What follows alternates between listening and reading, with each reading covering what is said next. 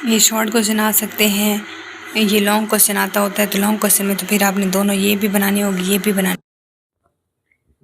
Metallic bond के ऊपर long question आता है, मेटालिक बॉन्ड से शॉर्ट क्वेश्चन बनते हैं। प्रॉपर्टीज लॉन्ग क्वेश्चन में आती हैं। मेटालिक बॉन्ड, नाम से जाहिर है मेटल की बात हो रही है। मेटल्स में जो बॉन्ड है, जो आयनिक कंपाउंड थे वो आयनिक बॉन्ड थे, वो आयनिक कंपाउंड में थे। जो कोवलेंट कंपाउंड थे उनके अंदर कोवलेंट बॉन्ड था। जो मेटल्स हैं उनके अंदर मेटालिक बॉन्ड है। तो यहाँ से शॉर्ट क्वेश्चन आ सकता है कि जो why the properties of why the characteristics of ionic compound and covalent compounds are different. या क्वेश्चन आ सकता है, शॉर्ट क्वेश्चन यहाँ से बन सकता है, why the characteristics of metallic bond is different from metallic, why the characteristics of metals different from ionic and covalent compounds। तो यहाँ से क्वेश्चन है, the presence of different types of bonding forces among the metallic atom। Metal atom के अंदर कुछ forces होती हैं जिसकी वजह से इनकी प्रॉपर्टीज आयनिक और कोवलेंट कंपाउंड से डिफरेंट होती हैं। इसके ऊपर लॉन्ग क्वेश्चन आ सकता है। ये शॉर्ट क्वेश्चन है, इधर लॉन्ग क्वेश्चन है। प्रॉपर्टीज ऑफ मेटल, मेटल कैसी होती है। मेटल यूजली हैव, ये लॉन्ग क्वेश्चन आ सकता है, 5 लिखनी होंगी properties. Metal usually have metallic lustre, lustre कहते हैं चमक को। इनकी अपनी खास चमक होती है। इनके मेल्टिंग और बॉइलिंग पॉइंट बहुत ज़्यादा हाई होते हैं। मेल्ट का मतलब है कि बहुत ज़्यादा हीट दे के ये मेल्ट होंगी, अदरवाइज नहीं होंगी। बॉइलिंग पॉइंट और मेल्टिंग पॉइंट बहुत ज़्यादा हाई होते हैं। ये गुड कंडक्टर हैं हीट और इलेक्ट्रिसिटी की। जहाँ पे कंडक्टेंस की बात होगी वहाँ पे हीट और इलेक्ट्रिसिटी की भी बात होगी। मतलब metals are good conductor of heat and electricity. मतलब गुड कंडक्टर का मतलब है पास हो सकती है, गुड का मतलब है अच्छी, पास हो सकती है। क्या चीज़ पास हो सकती है? Heat and electricity. कंडक्टर का मतलब है कंडक्टेंस, पास हो देना, पास होने देना। हीट को हीट पास हो सकती है और इलेक्ट्रिसिटी और बिजली भी पास हो सकती है। Metals are usually hard and heavy. ये सख्त होती हैं, भारी होती हैं। और metals made into different shapes by applying pressure, pressure डाल के इसको डिफरेंट शेप्स में मोड़े जा सकते हैं। फॉर एग्जांपल वो जो मेटल की जो ट्रंक पेटियाँ होती हैं, ठीक है, तो वो मेटल जो है वो उसके बड़ी बड़ी शीट्स बने जाती हैं प्रेशर डाल के, तो डिफरेंट शेप्स में कन्वर्ट कर सकते हैं। These characteristics of metals can be explained if we know the nature of binding force present between their atoms। अब बाइंडिंग फोर्स के बारे में अगर आपको पता है तो इस कैरेक्टरिस्टिक्स को हम एक्सप्लेन कर सकते हैं। इसका मतलब ये है, यानी कि अगर आपको नेचर का पता है, नेचर अगर आपने जानना है, the characteristics of metals can be explain if we know the nature of binding force. अगर आपको फोर्सेस का पता है, इनके दरमियान एटम्स की फोर्सेस का, तो आप कैरेक्टरिस्टिक्स बता सकते हो। ये 5 हैं ये आते हैं लॉन्ग में, और ये शॉर्ट में भी आ सकते हैं। कोई सी 2 कैरेक्टरिस्टिक्स बताओ। ये शॉर्ट क्वेश्चन में भी आ सकता है, ये लॉन्ग में भी आ सकता है। शॉर्ट में आए तो कोई सी 2 बतानी होगी, और अगर लॉन्ग में आए तो 5 बतानी होंगी। उसके बाद है usually metals have low value of ionization energy. इनकी जो आयनाइजेशन एनर्जी है बहुत कम होती है। देयर आयनाइजेशन एनर्जी क्या होती है? आयनाइज करना। The amount of energy required to remove an electron from a gaseous atom to form an ion. Definition है ये आयनाइजेशन एनर्जी की, कि हम एक अमाउंट ऑफ एनर्जी हमें चाहिए होती है हमें एक एटम को कन्वर्ट करने के लिए। इलेक्ट्रॉन को निकालने के लिए जो हमें आयनाइजेशन एनर्जी, हमें जो एनर्जी चाहिए उसको हम कहते हैं ionization energy. Amount of energy required to remove an electron to form an gaseous atom to form an ion. यानी आयनाइज करना है, हमने आयन्स में कन्वर्ट करना है, हमने एनर्जी लगा के उस एटम को जो है वो आयनाइज करना है, उसमें से इलेक्ट्रॉन निकालने हैं। Their atom can therefore lose their outer electrons easily। जैसे ही हम एनर्जी अप्लाई करते हैं, हीट अप्लाई करते हैं या एनर्जी अप्लाई करते हैं, तो इलेक्ट्रॉन जो है आउटर शेल से निकलते हैं, और जब इलेक्ट्रॉन निकलते हैं तो जाहिर है पॉजिटिव या नेगेटिव चार्ज फॉर्म हो जाता है, ये आपको पता है। In other words the nuclei of metallic atom can not be hold their outer electrons formally. जो न्यूक्लियस होता है किसी भी मेटल एटम का, पहली बात जहाँ पे कंफर्म कर लें कि मेटल जो है वो जल्दी इलेक्ट्रॉन लूज़ करती हैं। तो यहाँ पे एक बात है कि मेटल जो है, और जो मेटल है उनका जो न्यूक्लियस है, अब जाहिर है जो भी एटम होगा उसका सेंटर में न्यूक्लियस होगा। यहाँ पे देखिए ये एटम है, सेंटर में न्यूक्लियस होता है, और इधर जो है शेल्स होते हैं जिनके अंदर इलेक्ट्रॉन्स होते हैं। अब इलेक्ट्रॉन्स क्या करते हैं? इलेक्ट्रॉन्स जो लास्ट शेल वाला इलेक्ट्रॉन होगा ना, उस तक न्यूक्लियस का होल्ड कम रहेगा। न्यूक्लियस की फोर्स आखिरी शेल में, बहुत ही आखिरी शेल तक कम जाएगी। तो कम जाएगी तो वो इलेक्ट्रॉन जल्दी निकल जाता है। तो इलेक्ट्रॉन जल्दी निकल जाएगा तो जाहिर है हमें आयनाइजेशन एनर्जी कम यूज़ करनी पड़ेगी, तो इसलिए इनकी आयनाइजेशन एनर्जी कम होती है। For example in sodium metal, sodium metal की बात है, इसके सोडियम के आखिरी शेल में 11 इलेक्ट्रॉन्स हैं। सोडियम का एटॉमिक नंबर 11 है, आखिरी शेल में 1 इलेक्ट्रॉन है। 1 इलेक्ट्रॉन को निकालना आसान है। सोडियम मेटल है और मेटल की एनर्जी लो होती है। Each sodium atom is surrounded by 8 other sodium atoms. अब यहाँ पे एक, अब पानी का एक कतरा है तो उसमें H2O है। अब सारे पानी के अंदर सिर्फ एक तो H2O मालिक्यूल नहीं होगा, काफ़ी सारे लाखों की तादाद में होंगे। तो इस तरह एक सोडियम में एक सोडियम नहीं होगा, काफ़ी सारे एटम्स होंगे। तो यहाँ पे कह रही है कि अगर सोडियम मेटल है, उस मेटल के अंदर काफ़ी सारे सोडियम एटम होंगे जो कि सराउंड कर रहे होंगे। अगर हम देखें तो 8 सराउंड ये सपोज किया हुआ है कि एक सोडियम को मज़ीद इसके साथ मज़ीद एटम सोडियम के लगे हुए हैं। तो एक सोडियम के साथ बाकी 8 सोडियम एटम है और 8 सोडियम एटम के आउटर मोस्ट शेल में एक इलेक्ट्रॉन है, यानी 8 इलेक्ट्रॉन है। 8 सोडियम एटम है, 8 आखिरी शेल के अंदर इलेक्ट्रॉन है। हर एक शेल को अगर देखें, आखिरी शेल में एक इलेक्ट्रॉन होता है सोडियम के, तो 8 सोडियम के एटम है तो 8 इलेक्ट्रॉन हुए। The outer electrons of these atoms move freely, और ये फ्रीली मूव कर रहे होते हैं बिटवीन वेकेंट स्पेस, खाली जगहों में, present between atoms because of loosely link they have with their nuclei, क्योंकि जो आखिरी शेल में है, जो आखिरी शेल के इलेक्ट्रॉन होते हैं उस तक न्यूक्लियस की फोर्स नहीं जाती तो वो फ्रीली मूव कर रहे होते हैं। Electrons remain attach with any particular nucleus, कोई भी इलेक्ट्रॉन जो है वो ख़ास न्यूक्लियस के साथ अटैच नहीं होगा। इसका मतलब ये है कि ये सोडियम का है, ये सोडियम एटम है, ये सोडियम एटम है। एक सोडियम एटम के अंदर काफ़ी सारे एटम्स हैं, तो ये सोडियम है, ये है एटम, ये सोडियम एटम है, ये सोडियम एटम, तो हर एक का अलग अलग इलेक्ट्रॉन है। अब हम ये नहीं कह सकते कि ये इसका था, ये इसका था, ये इसका था, ये इसका था या ये इसका था। फ्रीली मूव कर रहे हैं खाली जगहों में जो मेटल्स की शीट के दरमियान है।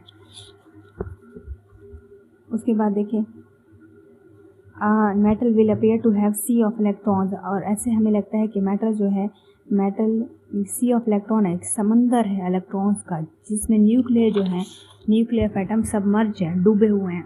जब हम देखें तो ऐसा लगता है जैसे इलेक्ट्रॉन का समंदर है और इसके अंदर न्यूक्लियस डूबे हुए हैं। अच्छा, यहाँ से अब डेफिनेशन है, what is metallic bond? A type of chemical bond which has positively charge ions, जिसके अंदर पॉजिटिवली चार्ज आइंस हैं, बाउंड टुगेदर, बंधे हुए हैं, बाय फ्रीली या मोबाइल इलेक्ट्रॉन्स। मोबाइल का मतलब है मूव, फ्री, लेकिन केमिस्ट्री में हम पढ़ेंगे फ्री इलेक्ट्रॉन्स। मेटालिक बॉन्ड ही तब बनता है फ्री इलेक्ट्रॉन्स। आयनिक बॉन्ड तब बनता है जब इलेक्ट्रॉन एक पूरा का पूरा एटम शेयर कर दे दूसरे को। कोवलेंट बॉन्ड तब बनता है जब दोनों इलेक्ट्रॉन म्यूचुअली शेयर कर लें, अपने इलेक्ट्रॉन्स आपस में शेयर किए रखें, तो वो कोवलेंट था। लेकिन जो मेटालिक बॉन्ड है वो फ्री इलेक्ट्रॉन्स की वजह से बन रहा है, जो कि सराउंड कर रहे हैं पॉजिटिवली चार्ज आयंस को। ये बाउंड हुए खड़े हैं इनके अंदर। यहाँ पे देखें, ये एक सोडियम एटम एग्जांपल थी। यहाँ पे क्वेश्चन है, what is the strength of metallic bond, या what is the strength of metallic bond depend. Short question आ सकता है। शॉर्ट क्वेश्चन आपका ये है कि what is the strength of metallic bond. Metallic bond की स्ट्रेंथ किस पे डिपेंड करती है? 2 फैक्टर्स पे डिपेंड करती है। The strength of metallic bond depends upon 2 factors, the number of positive charge पे, जितने नंबर ऑफ पॉजिटिव चार्ज है उस पर, दूसरा नंबर ऑफ मोबाइल इलेक्ट्रॉन्स यानी फ्री इलेक्ट्रॉन्स, इसके ऊपर डिपेंड करती है। यानी 2 चीज़ों पे स्ट्रेंथ, ताकत मेटालिक बॉन्ड की डिपेंड करती है, एक पॉजिटिव चार्ज पे, एक नेगेटिव चार्ज पे, यानी इलेक्ट्रॉन्स पे। तो यहाँ से लेके यहाँ तक आपने आंसर लिखना है। तो आप बेशक आप एग्जांपल दे दो, आपकी मर्ज़ी, ना दो तो खैर है। इन sodium metal for example each sodium atom has set free only 1 electron. आप अगर सोडियम एटम के अंदर देखें, अभी हमने पीछे एग्जांपल पढ़ी थी कि एक सोडियम एटम जो है वो फर्दर एक इलेक्ट्रॉन्स उसके ऊपर तैर रहा होगा, फ्री होगा। 8 अगर सोडियम एटम इकट्ठे पड़े हैं तो 8 इलेक्ट्रॉन के दरमियान वो बंधे हुए हैं। उसके बाद एक और क्वेश्चन है, वो क्वेश्चन ये है कि वाई द मैग्नीशियम मेटल, जो मैग्नीशियम मेटल है, melt at higher temperature. Short question, why the magnesium metal melt at higher temperature than sodium. Magnesium metal को मेल्ट होने के लिए हाई टेम्परेचर क्यों चाहिए होता है सोडियम से? अब यहाँ पे एक आंसर ज़रा देखें। सोडियम का एटॉमिक नंबर है 11, आखिरी शेल में 1 इलेक्ट्रॉन है, आयनाइजेशन एनर्जी कम है, मैग्नीशियम के आखिरी शेल में 2 इलेक्ट्रॉन है, एक को निकालना आसान है, दूसरे को निकालना मुश्किल है, हाई एनर्जी चाहिए होगी। Metallic bond in magnesium metal will, यहाँ पे क्वेश्चन है, in magnesium metal each magnesium atom release 2 electrons. Metallic bond in sodium metal is therefore not very strong, क्योंकि मेटालिक बॉन्ड जो सोडियम का है वो स्ट्रॉन्ग नहीं है। इसका मतलब ये है, ये मैं यहाँ पे लाइन भूल गई थी इसलिए पढ़ रही हूँ गेम। जहाँ पे है कि जो सोडियम मेटल है, for example each sodium atom है set free only 1 electron. Metal sodium, एक सोडियम मेटल के अंदर आखिरी शेल के अंदर एक इलेक्ट्रॉन जो फ्रीली मूव कर रहा होता है। Metallic bond in sodium metal is therefore not very strong. जो मेटल है सोडियम मेटल के अंदर मेटालिक बॉन्ड है वो स्ट्रॉन्ग नहीं है। क्यों नहीं है? क्योंकि उसके आखिरी शेल के अंदर एक इलेक्ट्रॉन है और उसको लो एनर्जी रिक्वायर्ड होती है, तो थोड़ी सी एनर्जी लगाएं तो वो इलेक्ट्रॉन निकल आता है और बॉन्ड ब्रेक हो जाता है। लेकिन magnesium metal each magnesium atom releases 2 electrons. Magnesium के आखिरी शेल में 2 इलेक्ट्रॉन है, ये 2 इलेक्ट्रॉन निकाल सकती है और इसके ऊपर 2 पॉजिटिव चार्ज हो सकते हैं। जब भी कोई एटम इलेक्ट्रॉन लूज़ करती है, अगर वो 1 इलेक्ट्रॉन लूज़ करे तो पॉजिटिव चार्ज होगा, अगर वो 2 करें तो 2 पॉजिटिव होगा। In magnesium metal each magnesium atom release 2 electrons to acquire 2 positive charge. अगर 2 इलेक्ट्रॉन रिलीज़ करेंगे तो पॉजिटिव चार्ज बनेंगे। जब नेगेटिव चार्ज ही निकल गए तो पीछे पॉजिटिव चार्ज बचेंगे। Metallic bond in magnesium metal will be evidently be stronger than sodium metal. अच्छा, यहाँ से क्वेश्चन है, ये वाला क्वेश्चन जहाँ से लेके यहाँ तक था कि why the magnesium metal melt at high temperature than sodium. तो आपने आंसर लिखना है यहाँ से, इन सोडियम यहाँ से लेके और यहाँ तक लिखना है आंसर, यहाँ तक। आप इसमें क्या बताओगे? आप बताओगे कि इसके आखिरी शेल के अंदर एक इलेक्ट्रॉन है, इसका बॉन्ड स्ट्रॉन्ग नहीं है, जल्दी टूट जाता है। ये मेटल लूज़ कर देते हैं इलेक्ट्रॉन अपने जल्दी, क्योंकि आखिरी शेल में एक इलेक्ट्रॉन है। लेकिन मैग्नीशियम के आखिरी शेल में 2 इलेक्ट्रॉन है, एक तो ये निकाल देते हैं लेकिन दूसरा निकालना आसान नहीं है, वो 2 इलेक्ट्रॉन रिलीज़ करती है। Metallic bond in magnesium very stronger than sodium. तो आपने ये सारा लिखना है, लेकिन अपनी वर्डिंग में। नोट्स मैं आपको दे दूँगी, वो भी आप देख लीजिएगा और इसको भी अगेन पढ़ लीजिएगा। क्या पढ़ना है आपने ये कहना है कि जो सोडियम मेटल है उसके आखिरी शेल में 1 इलेक्ट्रॉन है और वो सोडियम मेटल जो है वो जल्दी अपना बॉन्ड ब्रेक करती है, उसका मेटालिक बॉन्ड स्ट्रॉन्ग नहीं है। लेकिन मैग्नीशियम के आखिरी शेल में 2 इलेक्ट्रॉन है, वो 2 इलेक्ट्रॉन लूज़ करके उसके ऊपर 2+ चार्ज आ जाता है। जब चार्ज आ जाएगा, 2+ वाला चार्ज आ जाएगा, तो जो एक बात कि उसके आखिरी शेल में 2 इलेक्ट्रॉन है, जहाँ पे एक बात नहीं लिखी हुई, वो कौन सी बात है कि इसके आखिरी शेल में 2 इलेक्ट्रॉन है, एक को निकालना आसान है, दूसरे को निकालना इतना आसान नहीं है। इस वजह से इसका बॉन्ड स्ट्रॉन्गर है, इस वजह से इसकी आयोनाइजेशन एनर्जी भी स्ट्रॉन्गर है, हाई है। यहाँ पे लिखा हुआ है metal melt at high temperature, इसकी एनर्जी ज़्यादा है, तो इसका मतलब पीछे वजह ये है कि इसके इलेक्ट्रॉन को निकालना आसान है। पहले को तो निकालना आसान है, दूसरे को मुश्किल है। तो सोडियम के मेटल में भी तो आखिर एक ही इलेक्ट्रॉन था, लेकिन मैग्नीशियम के 2 इलेक्ट्रॉन है। Presence of freely moving electrons in metal make them good conductor of heat density. अब मेटल गुड कंडक्टर क्यों है? क्योंकि इसके अंदर फ्री मूविंग इलेक्ट्रॉन्स है। मेटल की हमने प्रॉपर्टी देखी थी कि ये गुड कंडक्टर हैं हीट एंड इलेक्ट्रिसिटी के, तो वजह पीछे ये है कि इसके अंदर फ्री इलेक्ट्रॉन है, फ्रीली मूविंग इलेक्ट्रॉन है। In metal atoms are strongly held and arranged in the form of rose one above other, यानी रोज की फॉर्म में अरेंज है, एक है इसके ऊपर दूसरी है, इसके ऊपर तीसरी है, इस तरह एटम अरेंज है मेटल्स में। Upper rows of atoms slip past the lower rows, जो अपर है वो इसके ऊपर स्लिप पास्ट हो सकती है, ठीक है, स्लिप हो सकती है, इसके ऊपर आ सकती है, इस तरह अरेंज है। ये नीचे वाली है, ये ऊपर वाली है, तो इस तरह ये मूव कर सकती है, इसके ऊपर स्लिप पास्ट कर सकती है, slip past the lower row. As a result their shapes are change, अगर ये स्लिप हुई एक दूसरे के ऊपर आई, ठीक है, तो इसकी शेप चेंज हो जाएगी। Metals can therefore be easily drawn into wires and sheet. अच्छा, मेटल्स जो है इसको हम वायर्स में, तारों में कन्वर्ट करते हैं। अब मेटल पूरी एक तार तो नहीं होती, इसको हम इतने सारा बंडल होता है मेटल का, उसको हम कन्वर्ट करते हैं वायर्स में। तो अगर हम इस तरह वायर्स में और शीट्स में कन्वर्ट कर रहे हैं, तो इसका मतलब है कि इसके एटम जो हैं, ऊपर वाली रो जो है वो इसके ऊपर स्लिप कर रही है नीचे वाली रो के ऊपर, बिल्कुल इस तरह प्रेशर डाल के हमने अगर वायर्स में कन्वर्ट करना है, हमने इनको शीट्स में कन्वर्ट करना है, तो प्रेशर डाल के इनकी एक दूसरे के ऊपर स्लिप पास्ट होंगी, एक दूसरे के ऊपर आएंगी, स्लिप पास करेंगी इस तरह, ये इस तरह, ये देखें, ये नीचे, ये इस तरह ऊपर, ये इस तरह, ये इसको कह रहे हैं स्लिप पास। क्वेश्चन है कि what type of atoms form metallic bond, तो all metals atom form metallic bond. Give a comparison of metallic bond with ionic bond, तो आपने लिखना है डेफिनेशन लिखनी है। मेटालिक बॉन्ड में आपने लिखना है the type of chemical bond which has positive charge ions bound together by freely moving electrons, और आयनिक बॉन्ड का लिखना है आपने कि the bond which is found by only one atoms transfer its electron to other atom।